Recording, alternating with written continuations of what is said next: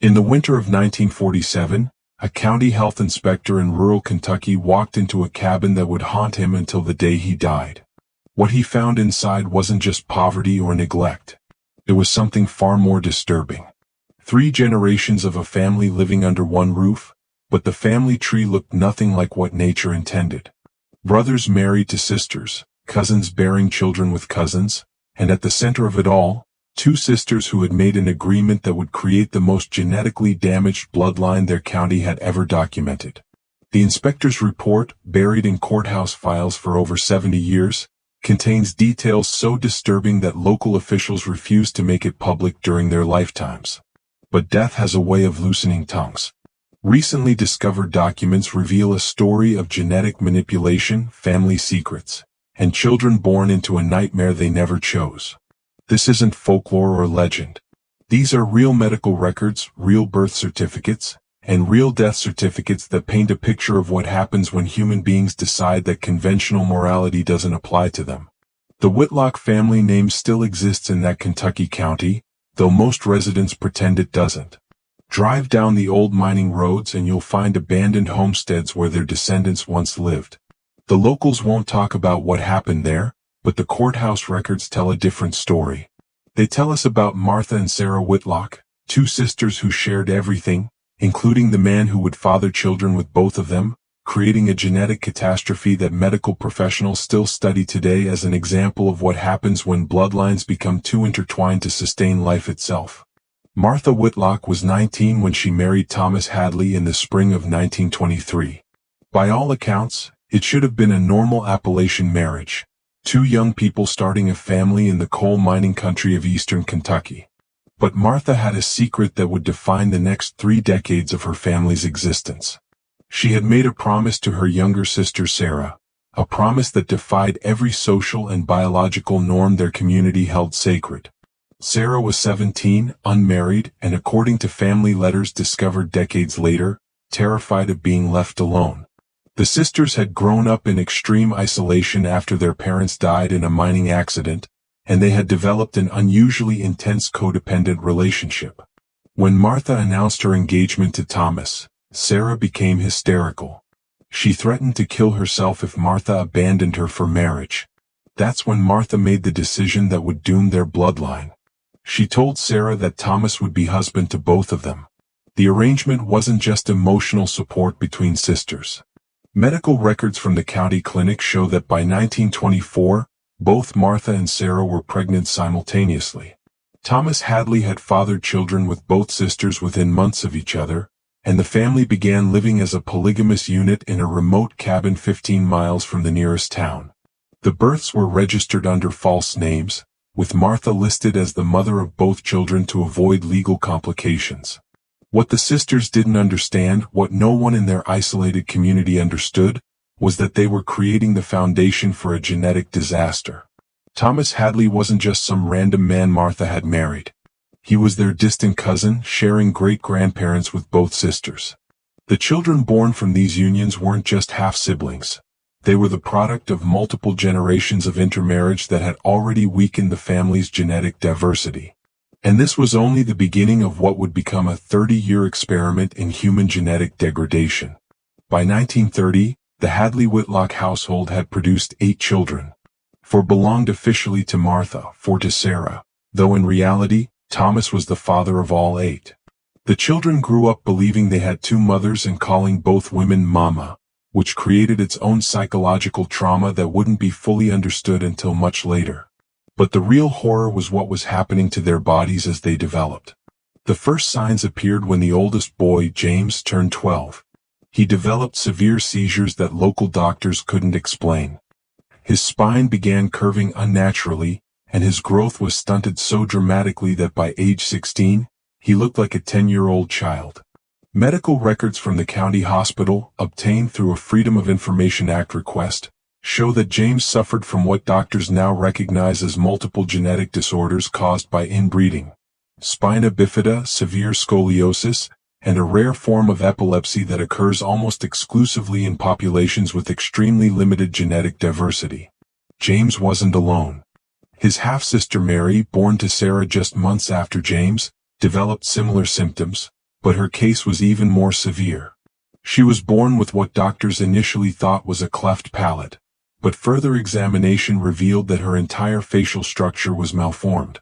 Her eyes were set too far apart, her skull was misshapen, and she was completely deaf.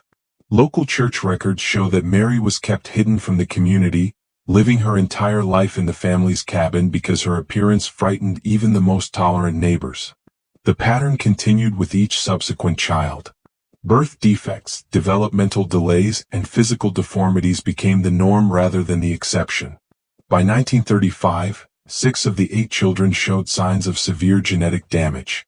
2 had died in infancy from what doctors labeled as failure to thrive, though modern medical analysis suggests they suffered from multiple organ failures caused by genetic incompatibility.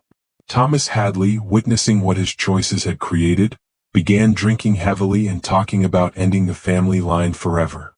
But Martha and Sarah had different plans. They believed their problems came from outside influences, bad luck, evil spirits, or God's punishment for unrelated sins.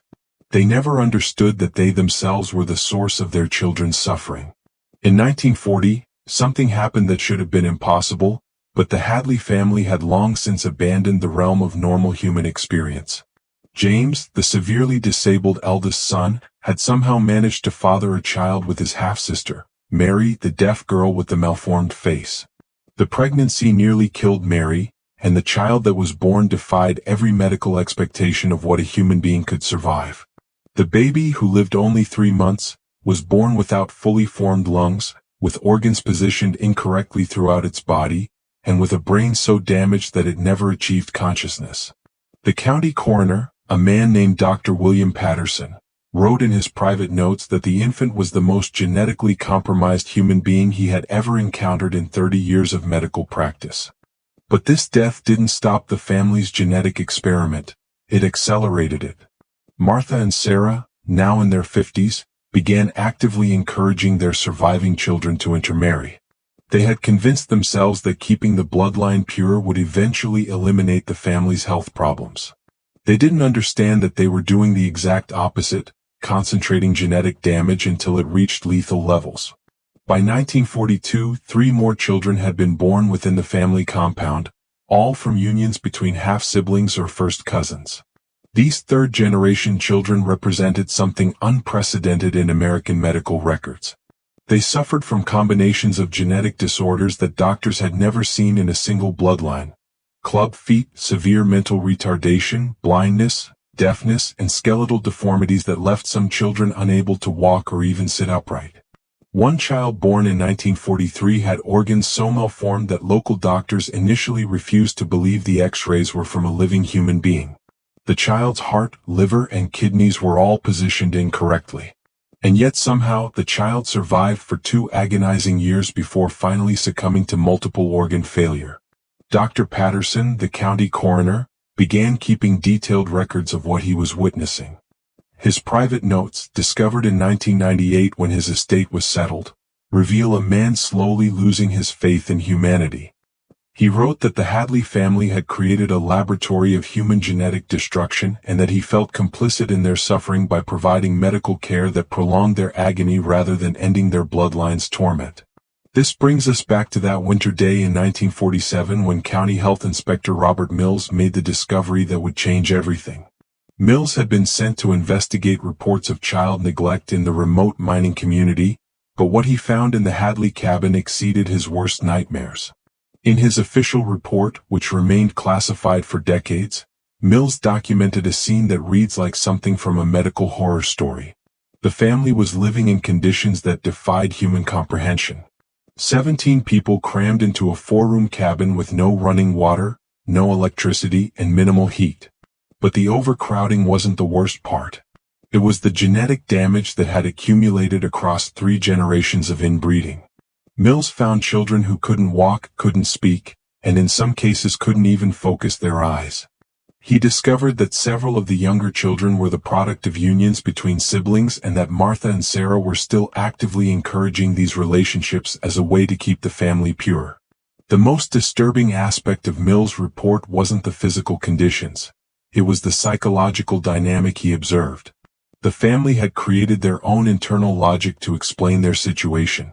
They believed that their genetic problems were a sign that they were special, chosen by God for some divine purpose that required them to remain isolated from the outside world. Martha, now in her 60s and showing signs of severe mental decline, told Mills that the family's suffering was a test of their faith and that outsiders wouldn't understand their sacred mission. Mills documented conversations with family members that revealed a complete disconnect from reality. The adults couldn't comprehend that their own choices had created their children's suffering. They blamed everything on external forces: contaminated water, evil spirits, government conspiracies, anything except their own genetic practices. The children, many of whom had never left the family property, had developed their own language and social customs that further isolated them from normal human society. If you're still watching, you're already braver than most. Tell us in the comments, what would you have done if this was your bloodline? Because Robert Mills faced exactly that question when he realized that intervening might save the children, but it would also expose a genetic disaster that could destroy what remained of the family forever. Mills's report triggered a chain of events that would ultimately end the Hadley family's genetic experiment, but not before claiming several more victims. State social services, armed with Mills's documentation, arrived at the cabin in March 1947 to remove the children from their parents' custody.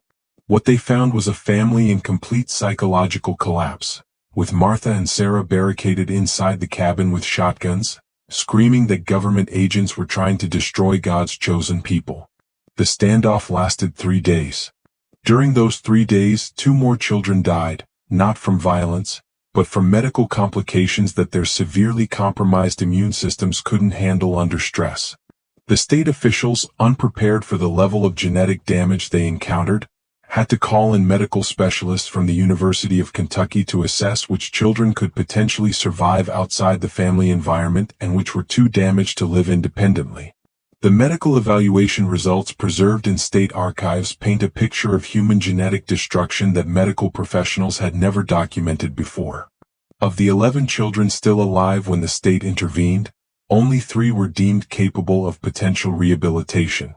The others suffered from combinations of intellectual disabilities, physical deformities, and medical conditions that required constant care. Several couldn't speak, walk, or perform basic human functions. One child, estimated to be around 12 years old, had the mental capacity of an infant and the physical development of a 6-year-old. Martha and Sarah were eventually committed to the state mental hospital, where they spent their remaining years insisting that their children's problems were caused by government interference rather than their own genetic practices. Thomas Hadley had died of liver failure in 1945, never knowing that his decision to father children with 2 sisters would create a medical case study that geneticists still reference today. The surviving adults in the family, those capable of independent living, were relocated to different counties and given new identities to help them escape their genetic legacy. But the most haunting aspect of the state's intervention wasn't what they found. It was what they discovered had been planned. Hidden in Martha's belongings, investigators found detailed records of the family's breeding practices, including charts tracking which children should marry and which cousins to produce the purest possible offspring. Martha had been planning genetic matches for children who weren't even born yet, extending her experiment into future generations that would have suffered even more severe genetic damage than what Mills had already documented. The Hadley family story didn't end with the state intervention. It haunted everyone who came into contact with their genetic legacy. Dr. Patterson, the county coroner who had documented their medical horrors, never practiced medicine again after 1947. He moved to California and became a carpenter, telling his family that he couldn't bear to look at another human body after what he had witnessed in Kentucky. Robert Mills, the health inspector who discovered the family, suffered from nightmares for the rest of his life and eventually required psychiatric treatment for what we would now recognize as post-traumatic stress disorder. The 3 children who survived and were deemed capable of rehabilitation faced their own tragic endings. 2 died before reaching adulthood, one from complications related to genetic kidney defects, the other from a seizure disorder that doctors couldn't control with available medications. The 3rd child, a girl named Rebecca, who had been born with relatively minor physical deformities, lived until 1983. She was placed in foster care, received extensive medical treatment, and eventually learned to read and write. But she never married, never had children, and spent her entire adult life terrified that she would pass on the genetic damage she carried in her DNA. The medical records from the Hadley family case became foundational documents in the study of human genetics and inbreeding depression. Universities across the country requested copies of the state's files to use in teaching medical students about the dangers of genetic isolation. The family's DNA collected during the state intervention contributed to early research on genetic counseling and helped establish protocols for identifying at-risk populations in isolated communities. But perhaps the most disturbing legacy of the Hadley family is what their story reveals about human nature itself. Martha and Sarah Whitlock weren't evil women. They were ignorant, isolated, and desperate to maintain the only family structure they had ever known. Their decision to share a husband and encourage inbreeding within their bloodline came from a place of fear rather than malice. They were terrified of being alone, terrified of change, and terrified of losing control over their small world. In trying to preserve their family, they destroyed it more completely than any external force ever could have. Today, the cabin where the Hadley family lived has been reclaimed by the Kentucky wilderness. The foundation stones are still visible through the undergrowth, and locals occasionally report finding old bottles and rusted farming equipment in the surrounding woods. But no one builds there. No one camps there, and no one speaks of what happened on that isolated hillside where two sisters made a pact that condemned 3 generations of children to lives of genetic suffering. Some secrets are too dark to forget and too terrible to remember. The Hadley family's legacy serves as a permanent reminder that love, when twisted by fear and ignorance, can become the most destructive force.